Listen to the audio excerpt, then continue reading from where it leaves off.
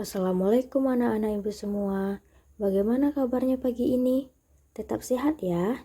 Sebelum pergi sekolah, apakah anak-anak ibu sarapan terlebih dahulu?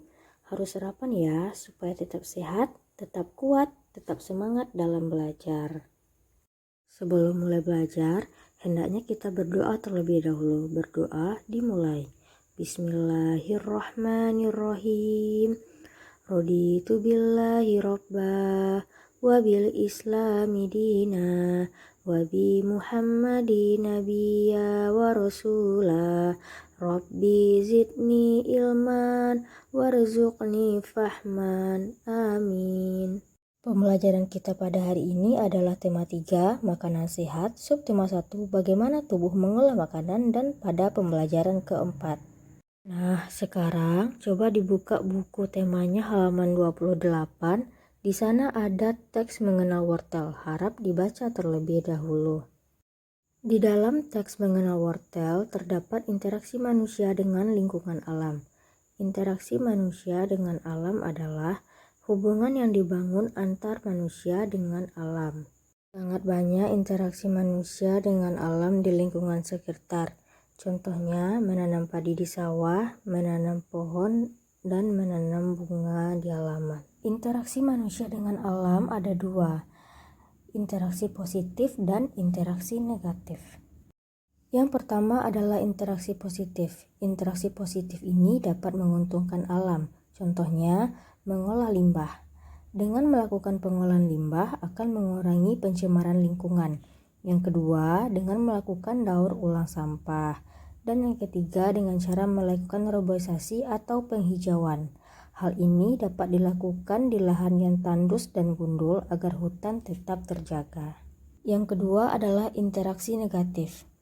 Interaksi negatif antara manusia dengan lingkungan alam dapat merusak lingkungan alam tersebut. Contohnya, pertama, membuang sampah ke sungai.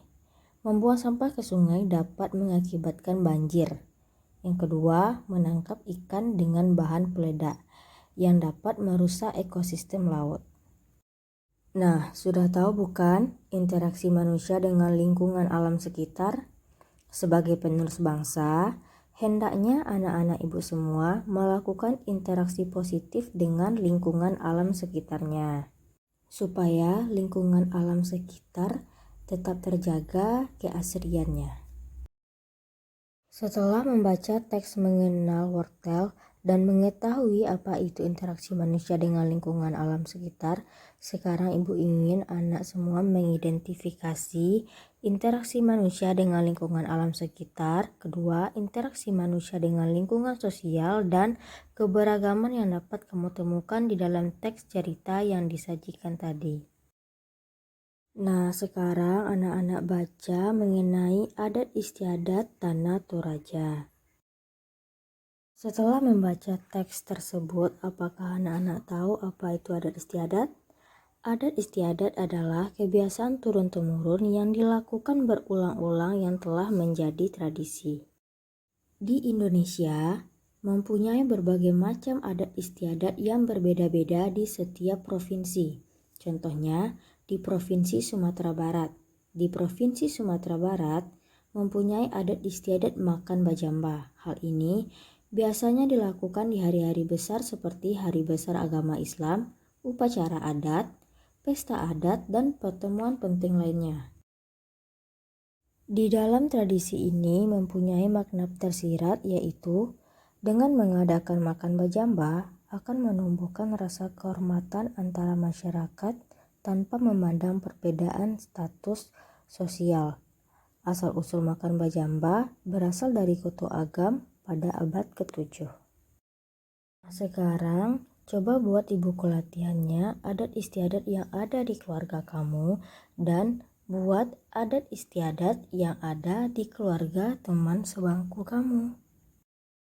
Nah, walaupun anak-anak ibu berada pada zaman yang penuh dengan teknologi ini, anak-anak ibu semua tidak boleh melupakan adat istiadat yang ada di keluarga maupun di lingkungan sekitar. Anak-anak ibu semua harus selalu menjaga adat istiadat yang sudah ada tersebut. Sampai di sini pembelajaran kita pada hari ini. Silahkan dibaca lagi materinya dan Ibu akhiri dengan wassalamualaikum warahmatullahi wabarakatuh.